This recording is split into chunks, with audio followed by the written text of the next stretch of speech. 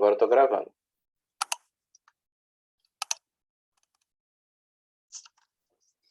Bom, na parte de torque versus potência, a gente tem uma parte bem interessante. Vou ajeitar essa tela. Que são os cálculos, né, de torque, momento. E o torque, ele vai ser uma relação entre o torque. A gente sabe que é o quê? Força vezes distância, né? O que é que vai ser o torque? Você vai aplicar uma força. Lembra que eu falei lá, dê-me um ponto de apoio e eu moverei o mundo? Eu acho que foi Arquimedes. Então, o que vem a ser o torque? Você tem uma distância e uma coisa maior. Se eu pegar aqui e prender nesse ponto aqui e aplicar uma força aqui, eu tenho um torque. Se eu aplicar uma força aqui, meu torque ele é multiplicado pela distância. Quanto mais perto, menos torque, né?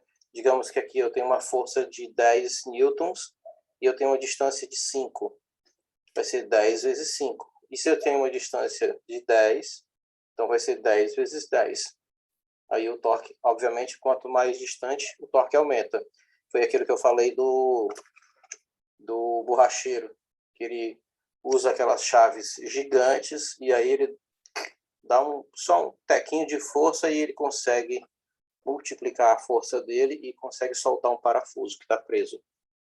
Se a gente sabe dessa relação, que torque é força vezes distância, então torque vai ser força, força vai ser torque sobre distância. No caso daqui, ele está pensando em raio. Porque ele está falando, ele está pensando na força de uma circunferência, né, de um sistema de transmissão. Eu já vou mostrar aqui como é que ele pensa isso, né? Porque vai ser, basicamente, deixa eu colocar aqui, deixa eu rabiscar. Vamos imaginar aqui um eixo central e eu vou aplicar uma força bem aqui, ó. Vou aplicar uma força para lá. Quando eu aplicar uma força, ele vai tender a fazer um movimento, né? A gente vai aplicar uma força tangencial, que é o movimento que o veículo promove. Entre o centro e esse ponto aqui, nós vamos ter o raio. Então, se esse aqui é o centro e eu estou aplicando a força nessa distância, então eu tenho aqui distância, a minha distância vai ser o raio, e a força, essa força que está aqui em azul. Logo, o somatório aqui, o produto desses caras, vai me dar o torque no motor, por exemplo. Nós também temos a parte da velocidade periférica, ou seja, a velocidade que a gente vai ter aqui em cima, e a gente sabe que ela é a velocidade vezes o raio, ou seja, é a velocidade do sistema, é a velocidade angular, né, baseada em ângulo. Quantos graus esse cara está fazendo por minuto, por segundo, é a nossa velocidade angular, multiplicada pelo raio. Aí a gente tem a velocidade periférica, porque se a gente levar em consideração a mesma velocidade, a velocidade aqui é uma, a velocidade aqui é outra, e a velocidade aqui é outra. Ou seja, quanto maior o raio, a velocidade ela é diferente. A velocidade periférica ela vai ser diferente. E aí tem algumas relações aqui que ele coloca para a gente, né? Ele vai juntar essas duas equações aqui, ó. Ele junta essas duas equações para a gente ter a relação de potência. Que potência, no nosso caso aí, vai ser força vezes a velocidade. Se a gente pegar a força vezes a velocidade que a gente está aplicando, a gente vai ter a potência. Que é justamente aquela questão lá do cavalo. Lembra que a gente falou lá do cavalo, que o cavalo puxou lá um objeto, aí tem o HP, tem o cavalo vapor, máquina vapor, enfim, essas partes. Quando fizeram esse experimento, para saber quantos cavalos de potência um equipamento pode ter, eles pegaram um cavalo, colocaram ele para caminhar a 1 metro por segundo e botaram ele para carregar um peso.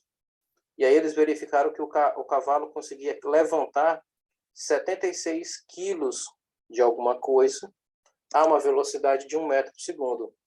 Ou seja, aquilo estava dando a potência daquele cavalo. Aquele cavalo tinha 76 quilogramas força, né, a 1 metro por segundo, né, porque 76 vezes 1, aí a gente vai ter ali o quilograma força. Então, a nossa potência vai ser o nosso peso e a velocidade. Então, a força, no caso, né, a força para baixo, que é a força-peso. Juntando essas duas equações, a gente vai ter essa daqui, potência, né, acabei de falar. Aí, só que essa potência aqui, ó, ela está levando em consideração essa questão do raio. E essa outra velocidade aqui está levando em consideração a velocidade periférica. A gente pode simplificar essas duas relações, eliminando o raio, e aí a gente vai ter que a potência ela vai ser o torque multiplicado pela velocidade angular. E aí a gente pode inverter aqui, né, que o torque, ele pode ser dado por essa equação aqui, ó, que é força vezes o raio, como o torque também pode ser dado pela potência sobre a velocidade. E aí tem algumas questões aqui que ele pode colocar para a gente. Bem simples, né? Força tangencial. Força tangencial é a mesma, essa força Ft aqui, né? Força tangencial é a mesma relação aqui, né? Ó, Mt sobre R. Aqui, ó, Ft, Mt sobre R. E a gente tem ela aqui. É a mesma relação, ó. E essa outra mesma relação aqui de baixo, ó. Potência, velocidade angular e raio. É só substituir que vem parar aqui essa equação. Essa força tangencial é justamente a força que vai puxar, né? Imagina que você tem um exemplo bem clássico, é você amarrar uma corda numa roda e puxar. Imagina que bem aqui, ó, isso aqui é uma roda e temos uma corda amarrando ao redor dessa roda. E aí tem alguém puxando. Quando essa pessoa puxa, ela tá provocando uma força tangencial. Essa força ela está fazendo com que esse sistema entre em giro. E logo, essa força vai dar aí uma velocidade para a gente, né? Que é a velocidade periférica nesse ponto aqui. Aí a nossa velocidade periférica em relação ao nosso raio vai dar a nossa velocidade angular. Aí a gente vai começar com uma brincadeirinha, né? Exemplo 1 aqui. O elevador da figura tal foi projetado para uma carga de 7.000 newtons, ou 7 kilonewtons, mais ou menos 10 pessoas. O peso do elevador o peso em newton, né? Tem muita gente que diz assim, qual é teu peso? Já viu essa? Qual é teu peso? Aí o cara diz assim, eu peso 80 quilos. Da onde que alguém pesa 80 quilos? Ninguém pesa 80 quilos. Você pode até ter 80 quilos de massa, mas você não pesa, porque peso é força, tá?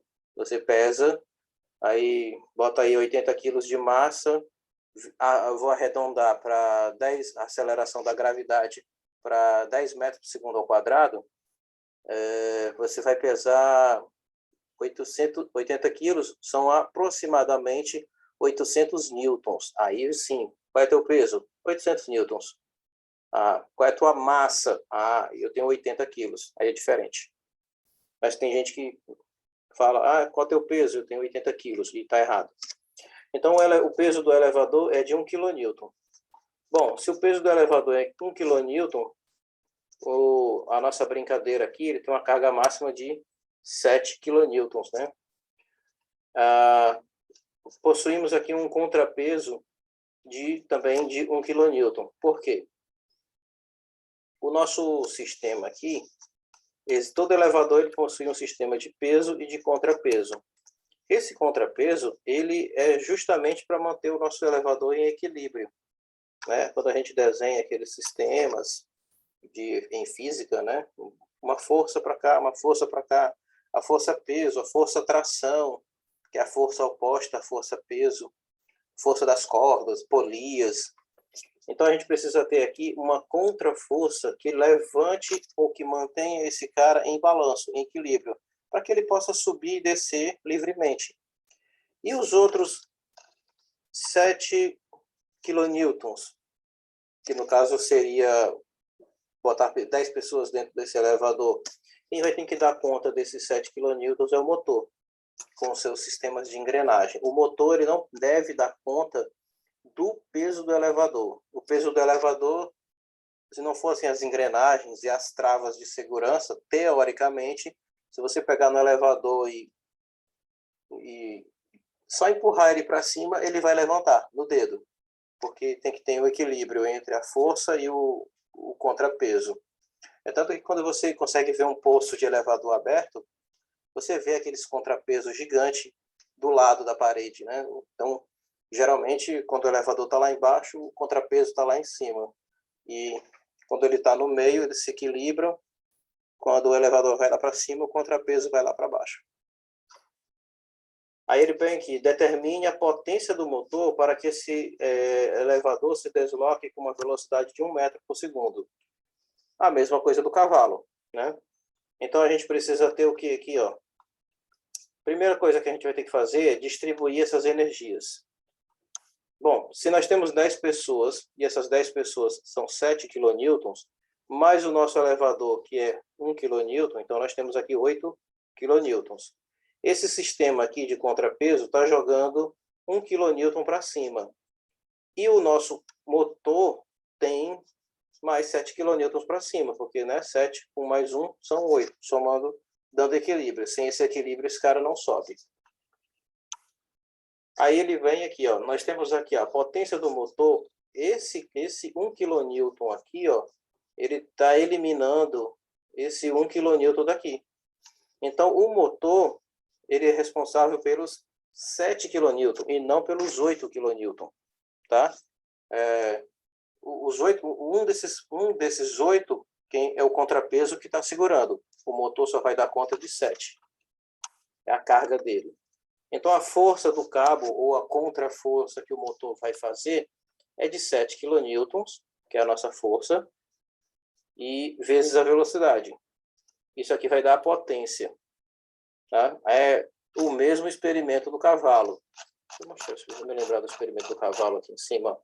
É o mesmo experimento do cavalo. Aqui é o motor, a uma velocidade conhecida e uma carga para baixo.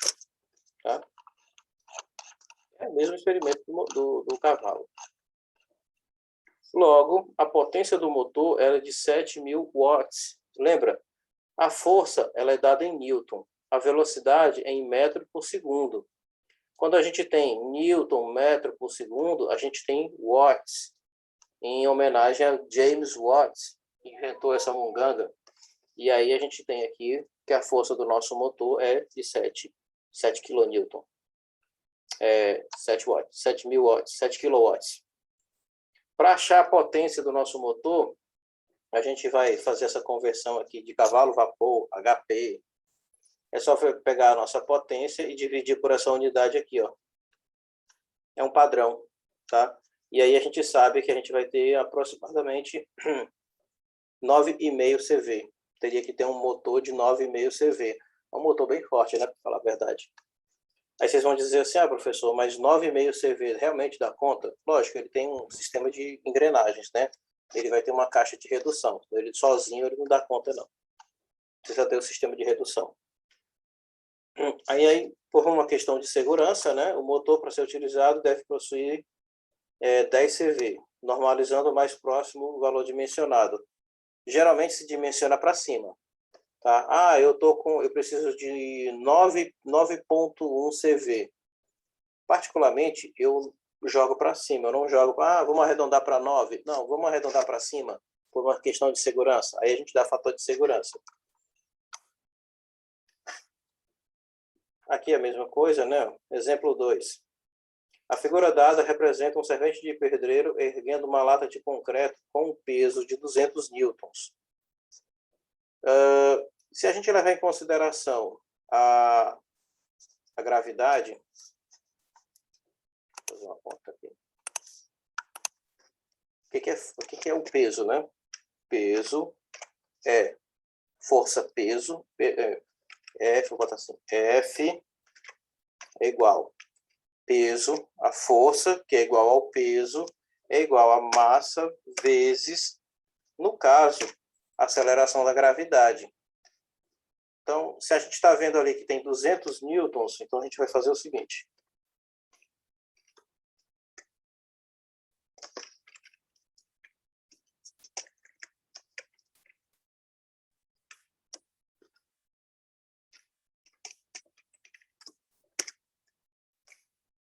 Nós temos 200 newtons, é igual a uma massa que eu desconheço, multiplicado pela gravidade, que a gente sabe que é 9,81 arredondados. Se a gente pegar esse 200 e dividir por 9,81, a gente vai encontrar a massa. Eu vou arredondar o valor dessa massa, eu vou colocar esse 9,81 como 10. Vou pegar 200 e dividir por 10, então a gente vai ter aí aproximadamente, não vou nem botar um igual, vou botar assim.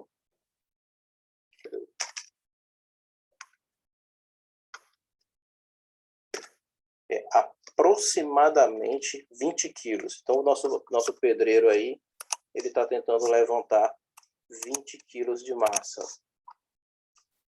A uma altura de 8 metros e o tempo de subida é de 20 segundos.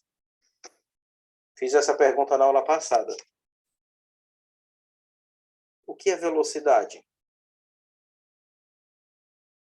Vocês lembram? O que é velocidade? É o tempo percorrido, é, professor? Tempo percorrido de quê? Tempo percorrido. Está quase. É o tempo percorrido do tempo, né? No caso, a distância, né? Distância. Percorrida. É a distância percorrida no tempo. Exatamente. Como é que a gente mede velocidade? Qual a unidade? Metro por segundo. Metro por segundo, quilômetro por hora. Ou seja, é distância por tempo. Aí o nosso amigo aqui está dizendo que a laje tem 8 metros de altura. Essa lata ela tem que subir 8 metros. E ele está dando o tempo de 20 segundos. Pega a calculadora e pega 8 metros e divide por 20 segundos. Entendeu? Aí a gente vai ter a velocidade. E aí ele quer que eu determine a potência do nosso amigo aqui. Vamos lá, vamos ver aqui como é que fica. A força, por uma questão de equilíbrio, ó, a força ela vai dar equilíbrio. Eu tenho 200 newtons para baixo. Se esse cara está puxando, existem 200 newtons para cima. Fisicamente falando, a gente tem um tiquinho a mais de energia. Se eu tenho 200 newtons para baixo e eu aplico 200 newtons para cima, eu só consigo equilíbrio. Eu não consigo levantar. Mas se eu aplico 201, aquele 1%, que nem a música do Wesley Safadão, né? Aquele 1% vagabundo de energia, dá aquela puxadinha, ele levanta. Mas, a título de conta, a gente pode dizer que 200 já sobe, né? Pelo menos dá equilíbrio. Então, a gente sabe que o que a gente tem de força para baixo vai ser a força que está atuando para cima. E ela é de 200. A parte da velocidade, nós temos a distância de 8 metros, 20 segundos. Realizamos aqui a nossa conta e temos 0,4 metros por segundo. Geralmente se trabalha em metro por segundo. Milímetro por segundo, quilômetro por hora, são as unidades mais conceituadas. E aí a gente vai olhar lá pelas equações, né? E na equação a potência, a gente viu aqui, ó.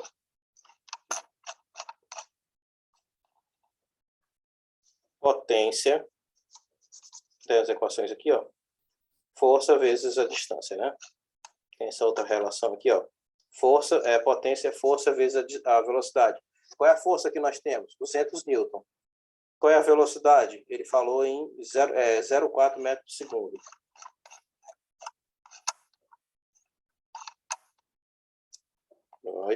Aqui, ó. Então, a potência vai ser a força vezes a velocidade. É só lembrar do cavalo. É só lembrar do elevador. É só lembrar de um sistema levantando o outro. Então, a gente tem uma velocidade sendo aplicada. Pensa que se o cavalo está andando assim em linha reta, aquele objeto está conectado por uma polia, por um cabo, ele também está subindo a 1 metro por segundo. Geralmente é 1 metro, tá? E o peso, no caso a força que está sendo deslocada para baixo, né? E aí o produto desses caras aqui vai dar watts. Aqui a gente já tem uma questão um pouquinho diferente, né? Ele já está dando a potência. Supondo que no exercício anterior o operador seja substituído por um motor elétrico e possui uma potência de 0,25 kW. Bom, 250 vai dar 0,25 vai dar 250 watts. Se o nosso operador tem uma força de 80 e o nosso motor tem uma força de 250, de cara a gente já sabe que o motor tem mais força, logo esse motor ele vai conseguir atingir uma velocidade maior. A gente vai pegar esta equação aqui, ó, e vai só desmontar ela para localizar, por exemplo, a velocidade. Vamos ver o que ele pergunta. E eu nem tinha lido, tá? A velocidade de subida usando o motor e, obviamente, o tempo. Ou seja, tudo que a gente fez aqui, ó, ele está pedindo para a gente fazer as contas para trás. Nem vou olhar para baixo para ter uma olhada aqui. O que a gente vai fazer numa equação dessa aqui, ó? Pega esse 250 e substitui aqui, ó. Bota 250 do lado de cá, né, que é a nossa potência. 200 newton a gente já tem. Para achar a velocidade, é só pegar os nossos 250, dividir pelo 200 e a gente vai ter a nossa nova velocidade. Vou pegar aqui a calculadora. A gente tem aqui, ó, 250 dividido por 200 e a gente vai ter 1,25 metros por segundo. Ou seja, se a gente usar um motor de 250 watts, a gente já consegue aumentar bastante a velocidade. 0,4 com 0,4 com 0,4, a gente consegue aumentar quase 3 vezes a velocidade. Não, mais de 3 vezes a velocidade. Numa obra isso é ganho de tempo, né? E aí se a gente pega esse 1,25 e joga nessa outra equação aqui, ou seja, a gente já tem aqui a velocidade e ele quer o tempo, né? É só a gente aplicar aqui, a gente já tem a altura, que ela é fixa, né? É só a gente pegar aqui a altura e dividir pela velocidade, que a gente encontra o tempo. A altura é 8, a nossa velocidade ela é 1,25, então a gente vai ter 8 dividido por 1,25, vai dar 6,4. Vamos ver se está certo. Está aqui, ó. 1,25 e 6,4. Espero que vocês tenham entendido. Vou explicar de novo aqui. Só que dessa vez eu vou dar uma rabiscada. O que ele fez aqui? Ele pegou aquela equação que a gente já tinha e escreveu ela de trás para frente. Isso na física é bem comum, tá? Matemática, na física, você tem uma sequência lógica para a equação e ela diz o seguinte. Ela diz que a potência é igual a força vezes a velocidade, minúsculo.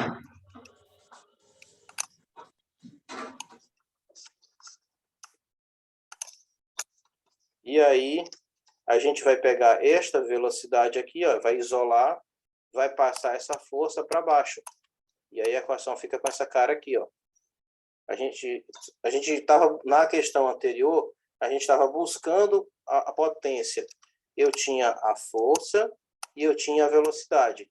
Qual era a força? O peso da lata. Qual era a velocidade? A velocidade era a distância que ele tinha que subir pelo tempo que ele demorava para fazer aquela subida. Já achamos a velocidade. Só que agora a gente substituiu o operador por um motor. Então, a potência do operador agora é um motor. A gente só vem substituir essa potência aqui, ó. Essa força aqui, ó, ela é substituída. A força que está puxando. E aí é só fazer essas equações voltando. Tá? Não tem muito que chorar aqui, não. É tudo bem simples. Uma pessoa empurra o carrinho de supermercado aplicando uma carga de 150 newtons. Aqui é o exemplo, né? Deslocando-se um percurso de 42 metros no tempo de 1 minuto. Determinar a potência do movimento. Bom, 1 minuto. 42 metros. Ele está fazendo 42 metros por minuto. Geralmente a gente calcula por segundo. Eu não sei se ele vai colocar lá por segundo. Eu acredito que ele vai colocar por segundo, porque para a gente trabalhar com Newton, energia, a gente tem que trabalhar com segundo. Tem que ser Newton metro por segundo. Então, a primeira coisa que a gente faz numa situação dessa é pegar esse minuto aqui e transformar em segundo. Então, qual é a nossa velocidade? Vão ser 42 metros por 60 segundos. Ou seja, é 42 dividido por 60. Vai dar quanto?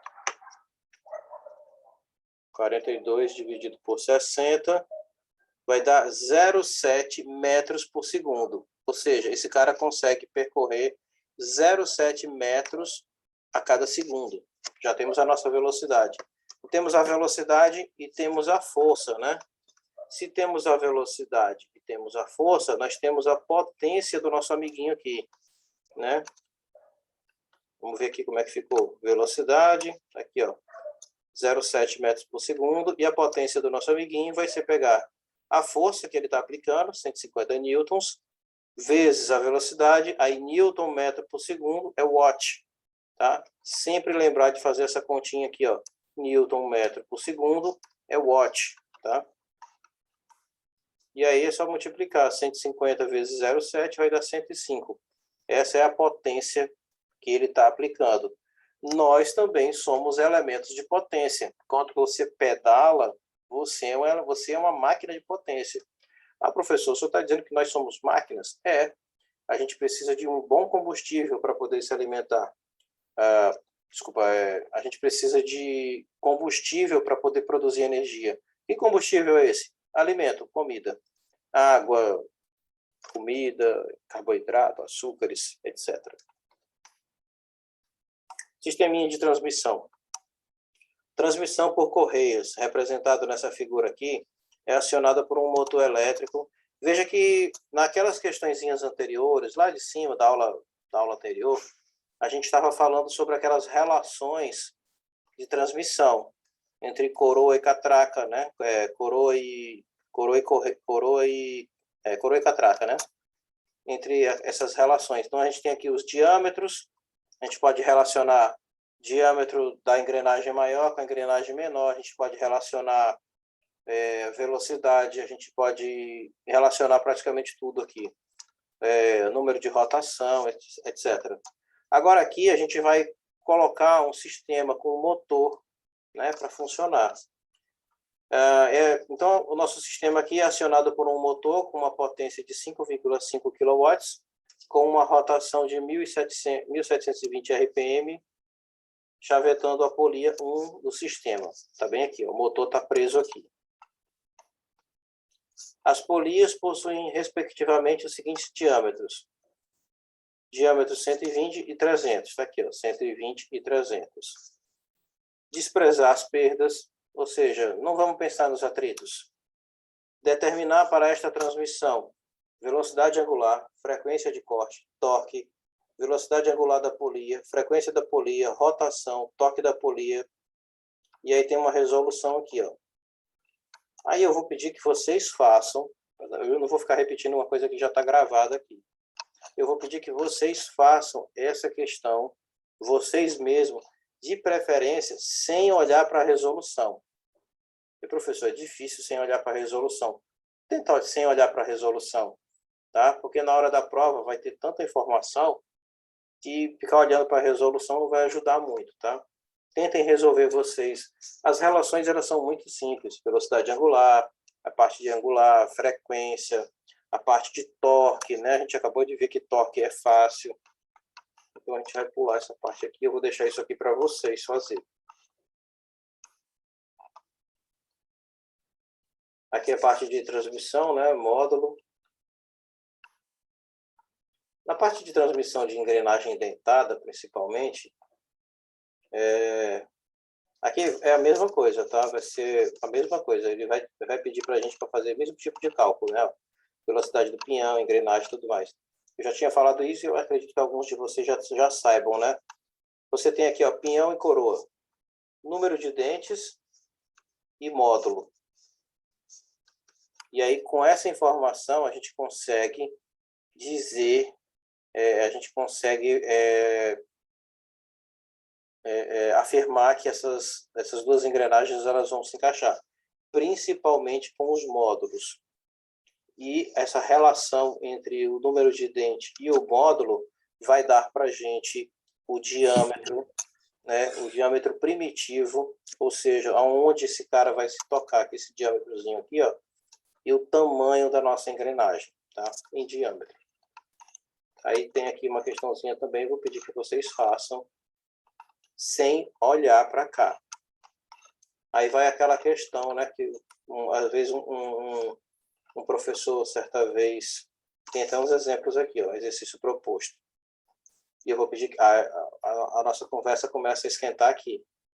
O professor chegou uma vez em sala de aula, isso eu estava na graduação, e aí ele passou uma série de exercícios e disse: vocês vão ficar aí fazendo a série de exercícios e eu vou lá na cantina tomar um café.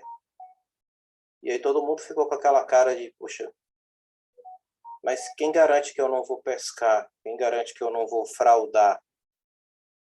E aí ele olhou para a gente e disse assim: vocês podem fraudar, vocês podem pescar, vocês estão com o livro na mão. Eu não me importo, mas o conhecimento de vocês vai importar lá na frente. Então eu vou pedir, não estou esperando, mas eu vou pedir a honestidade de vocês. Então refaçam essas questões primeiro sem olhar. Quem quiser olhar, olha também, né? Estou pedindo para vocês terem consciência, principalmente com o dinheiro de vocês. Primeiro façam sem olhar e depois venham conferir se vocês acertaram. Vamos botar a cachola para funcionar. O que é velocidade, professor? Distância por tempo. O que é torque? Primeiro anota todas as equações que a gente está trabalhando aqui. Velocidade periférica, velocidade angular, frequência, período. Anota todas essas equações. A questão ela vai te pedir alguma coisa. Calcule tal coisa, calcule tal coisa. Pega as equações que você tem e calcula, tá bom? Exercício proposto aqui. Agora vem a parte mais legal. É bom que tem resposta, né? Esses exercícios propostos, deixa eu ver se eu consigo rabiscar aqui.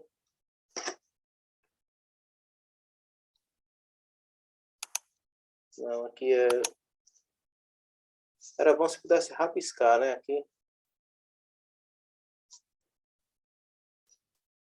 Aqui é a assinatura. Se pudesse rabiscar alguma coisa aqui, seria interessante. Mas acho que não pode, não. Eu tinha uma caneta aqui em algum lugar. Podia jurar que tinha. Share.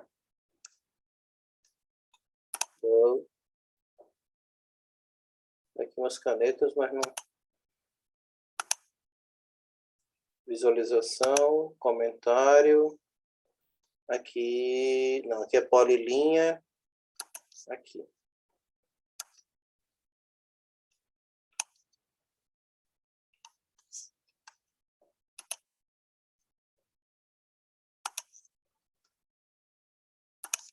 Vou anotar, porque senão eu vou esquecer.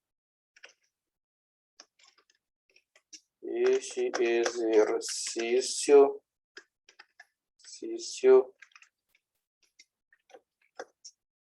vale ponto. Tá bom? Então, eu vou pedir que vocês façam esse exercício proposto e vale ponto, tá? Trabalho que vocês vão fazer. Quero que vocês façam ele da seguinte forma. Vocês vão... caderno, papel, terminou de fazer, foto. Bate uma foto. Tem uns programas que o próprio Word, né? Você joga essas fotos no Word e salva como PDF, porque aí é mais seguro salvar como PDF, né? Escreve tudo bonitinho, resolve todas as questões bonitinho, bate um monte de foto, joga para o Word, salva como PDF e manda para mim. Tá? Bota o nome, tudo bonitinho lá que... e olha só, aqui só tem as respostas, tá? Tem o que era a conta. Como é que vocês chegaram nessa resposta? De onde é que tiraram essa resposta? Eu quero o cálculo. Tem mais questões aqui, ó. Todas essas questões aqui, tá?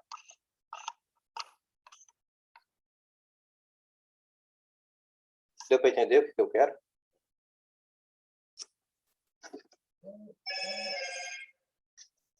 Pessoal? Ok, professor, vou tentar aqui. Não? É para mandar hoje, é, Paulo? Não, isso é para a próxima aula.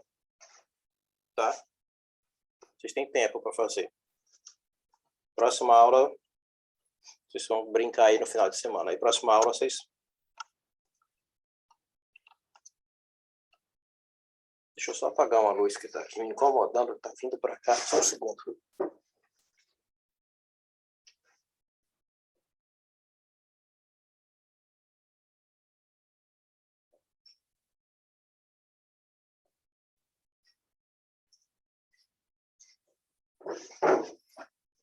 Deixa uma luz acesa aqui. Estava o tempo todo brilhando aqui na minha cara e eu tirando a minha atenção.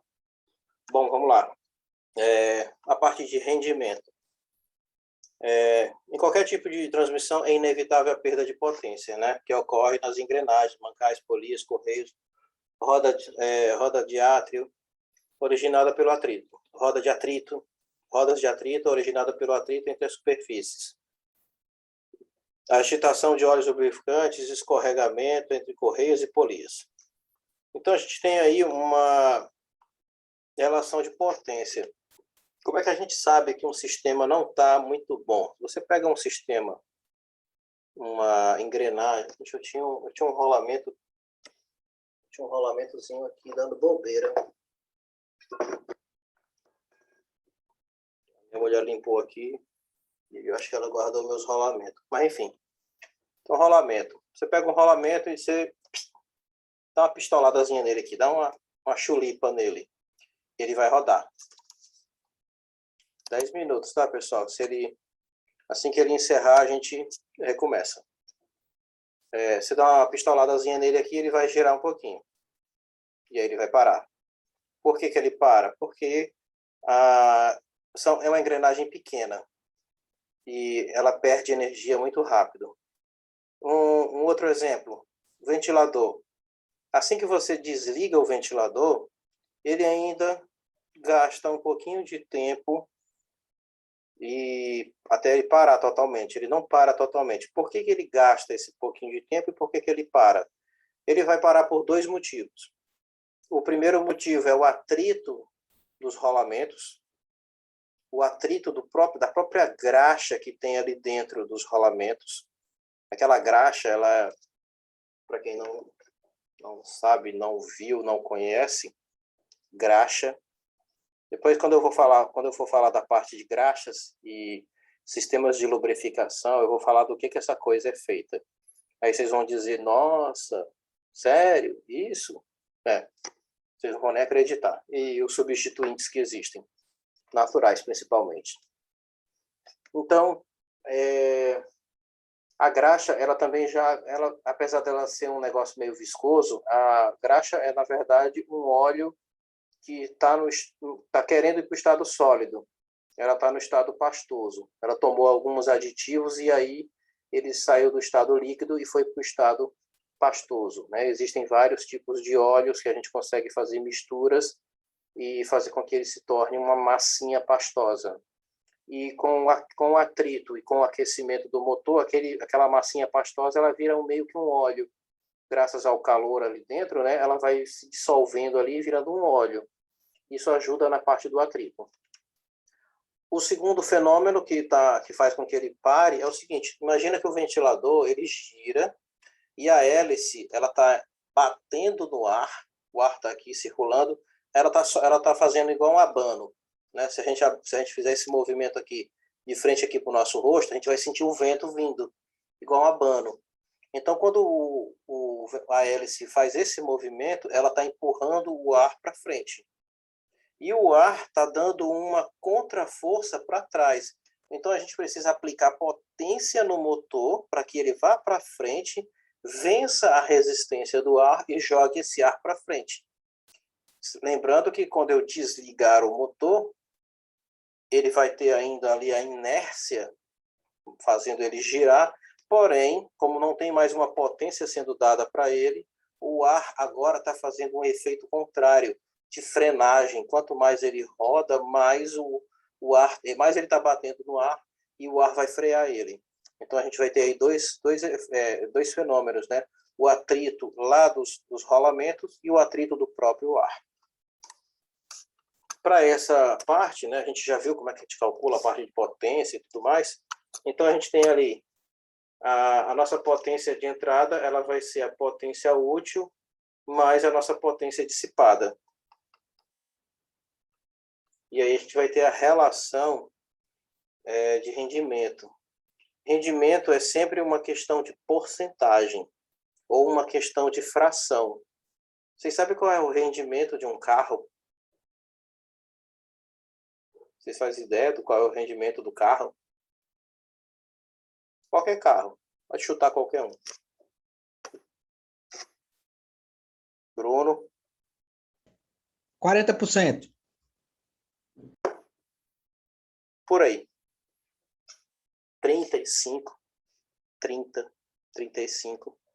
Aí vocês vão dizer assim, professor, mas um carro rende tão pouco assim? E para onde vai toda aquela energia que a gente bota no posto?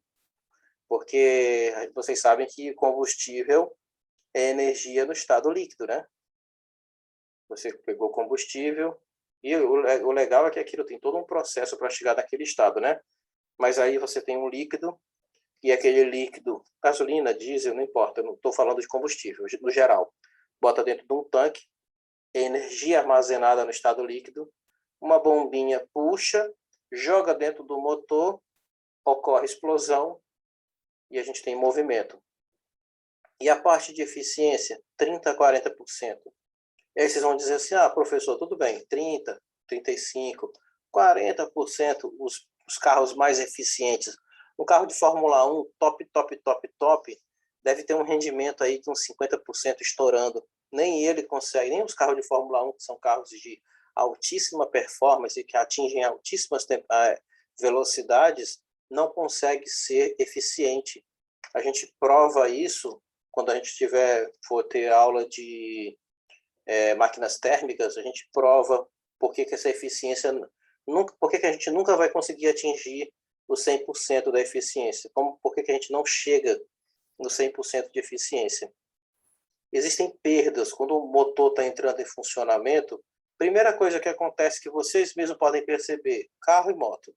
Carro, moto, caminhão, trolley, qualquer coisa que funcione com combustível. Bota a mão no motor, o que acontece? Ele esquenta. Logo, tem energia sendo transmitida de forma daquela combustão, trabalho, potência, está sendo transformada em quê? Calor. Está sendo dissipada em forma de calor. Então, aquela gasolina que tu botou lá, que está 6 conto, pode lascar, né? Você só aproveita da gasolina, 6 conto. Vamos ver aqui. Você foi lá no posto e botou R$6, 1 litro, numa mobilete.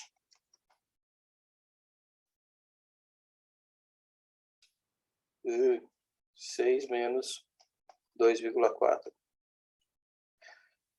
É assustador o número que eu vou dar para vocês aqui, mas você foi no posto Marcelo. Marcelo anda de Corolla, tá? Para quem não sabe. E o Corolla tem um desempenho bem ruinzinho, né? Para quem não sabe, ele tem um Corolla automático, tá? Que faz 10 km por litro, pezinho de moça. Brincadeira, o Corolla faz muito menos. Estou exagerando, tá? Aí ele foi lá no posto, Marcelo, e botou 6 conto. Estou lhe ouvindo. Tá bom. Tá, né? É bom ouvir mesmo. Eu sei que você foi no posto, botou 6 conto e foi pro trabalho, porque você só precisa dos 6 conto, mais barato que a passagem de ônibus, né? E na volta você passou num outro posto e botou a volta, né? 6 conto também. Dos seus 6 conto, 2,40 você gastou para se deslocar de verdade. Foi a eficiência que esse motor deu. Os outros 3,60 você jogou no vento. esquentou o motor do carro, jogou poluição nas ruas. De R$ 6, só R$ 2,40 realmente se transformaram em movimento. Para a gente ver como é ineficiente. Mas, professor, tem gente que diz assim, 1 litro de gasolina dá para me rodar 14 quilômetros, 13 quilômetros, certo? Uhum. 1 litro de gasolina, ele faz 14 quilômetros. Onde é que ele tem essa perca aí? Se a eficiência dele... É por isso que a gente está falando aqui em relação de eficiência. Vamos fazer uma conta de bodegueiro aqui. 14, você está falando aí em 14 quilômetros, né? Vamos fazer aqui uma continha de bodegueiro. 14 quilômetros. Beleza? 14 quilômetros com uma eficiência de 40%. Quanto a gente andaria com uma eficiência de 100%? Regra de 3, básica. Vai dar 14 dividido por 0,4. Vamos ver se eu acerto essa conta. Bateria fraca. 14 dividido por 0,4. Se você bota R$6, você anda 14 quilômetros, porque o teu carro tem uma eficiência de 40%. Top. Pensando que ele está novo, que ele acabou de sair da loja no auge da sua eficiência. Eu não estou pensando que ele nunca foi nem para revisão. Ele vai andar 14 quilômetros, tá certo? Se o teu carro tivesse uma eficiência de 100%, tu iria andar isso aqui, ó. Tecnicamente é o que uma moto faz, né? Uma moto anda mais ou menos aí uns 40 quilômetros.